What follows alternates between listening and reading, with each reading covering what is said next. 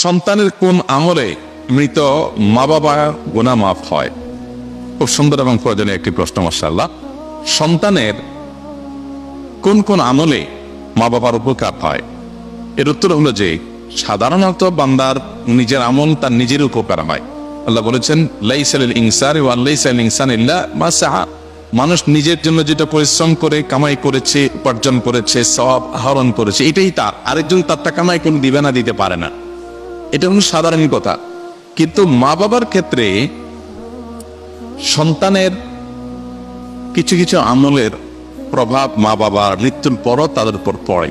তার ভিতরে প্রধানতম আমলগুলো, সন্তান নিজে যদি ভালো কাজ করে এবং পাশাপাশি বাবা মার জন্য দোয়া করে, এইটা বাবা মার জন্য অনেক বেশি উপকার হয়।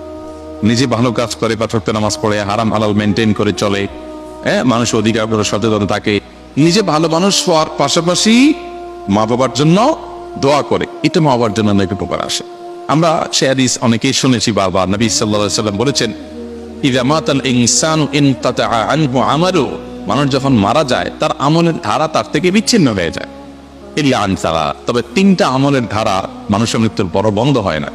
এর ভিতরে একটা হলো এই আওয়ালাদুন সালেহ ইয়াদউ লা, যদি কোনো নেক সন্তান থাকে যে নিজে ভালো মানুষ, পাশাপাশি বাবা মায়ের জন্য দোয়া করে, এটা তার জন্য একটু বেশি উপকার পায়। আমরা সাধারণত যেটা করি, মা বাবা মৃত্যুর পর আমরা চাই যে জীবদ্দশায় আমি মাকে বাবাকে স্নেহ করেছি, মমতা দিয়েছি, ভালোবাসা দিয়েছি, খাবার দিয়েছি, আদর আত্মি করেছি, কিন্তু এখন তাদের করতে পারতেছি না। আমরা কিছুটা করতে চাই বাবা মার জন্য, করতে চেয়ে আমরা কি করি, হুজুরদেরকে দিয়ে বা অন্যদেরকে দিয়ে দোয়া করাই। আলহামদুলিল্লাহ, অন্যরা দোয়া করলে উপকারে আসতে পারে। কিন্তু সবচেয়ে বেশি উপকারের কথা আপনি যদি জানতে চান যে সন্তান এর কোন আমলটা মা বাবার সবচেয়ে বেশি উপকার আসে, তাহলে আমি বলবো যে নিজে যদি নেক আমল যতটুকু পারে করলো, পাশাপাশি দোয়া করলো, এটা মা বাবার জন্য বেশি উপকারে আসে।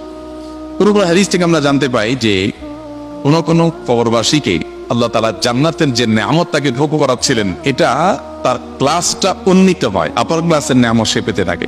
তখন আল্লাহর কাছে সে বলে, আল্লাহ আমার তো মৃত্যু হয়ে গেছে, আমি দুনিয়া থেকে চলে আসছি, আমল করে নিজের মর্যাদা বৃদ্ধি করার অপশন তো আমার বন্ধ হয়ে গেছে, তাহলে এখন আমি আমার এই মর্যাদা বৃদ্ধি যে দেখতে পাচ্ছি, এটা কিসের কারণে, কোত্থেকে হলো? আমার তো কোনো আমল নতুন করে প্লাস করার সুযোগ নেই, তাহলে মর্যাদা বৃদ্ধিটা কিভাবে হলো?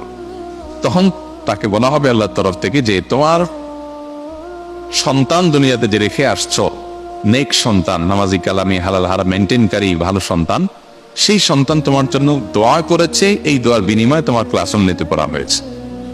এই জন্য মা বাবার জন্য সন্তানের যে আমলটা সবচেয়ে বেশি উপকার করে, তা হলো সন্তান নিজে ভালো মানুষ হবে, পাশাপাশি মা বাবার জন্য দোয়া করবে।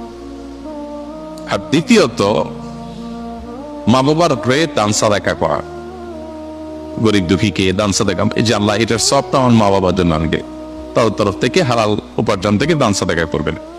এরকম আরো বিভিন্ন আমল আছে, কিন্তু সবচেয়ে বেশি যদি বলি আমরা, তাহলে এই দুইটা আসে সবকিছুর উপরে, দোয়া করা আর সাদাকা করা। আল্লাহ আমাদের মৃত মা বাবা, আত্মীয় স্বজনদের জন্য আমাদের পক্ষ থেকে যে করণীয় আছে সেগুলো করার তৌফিক দান করুন।